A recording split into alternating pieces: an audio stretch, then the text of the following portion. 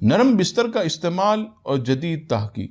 حضرت عائشہ صدیقہ رضی اللہ تعالیٰ عنہ فرماتی ہیں کہ میرے آقا نبی پاک صلی اللہ تعالیٰ علیہ وسلم کے سونے اور آرام کرنے کا بستر چمڑے کا ہوتا تھا جس میں کھجور کی چھال بری ہوتی تھی۔ اب آئیے نرم دہ بستر کس قدر نقصان دہ ہے، اس پر ڈاکٹر نکسن وزیٹر کی تحقیق۔ نمبر ایک چست اور چلتا پھرتا انسان جب آرام دہ بستر کو استعمال کرتا تو اس کے عضلات ڈھیلے پڑ جاتے اور وہ تمام زندگی کے معمولات میں سست پڑ جاتا۔ نمبر 2، بہت زیادہ نرم بستر گردوں پر بھی برا اثر ڈالتا، حتیٰ کہ گردوں کی نالیوں میں پیچیدہ ورم پیدا ہو جاتا ہے۔ نمبر 3، آرام دہ بستر ریڑھ کی ہڈی کو بھی بہت نقصان پہنچاتا ہے، اور ڈاکٹر صاحب کہتے ہیں کہ میرے مشاہدے میں ایسے مریض ہیں جو آرام دہ بستر کی وجہ سے ریڑھ کی ہڈی کے مریض بن گئے۔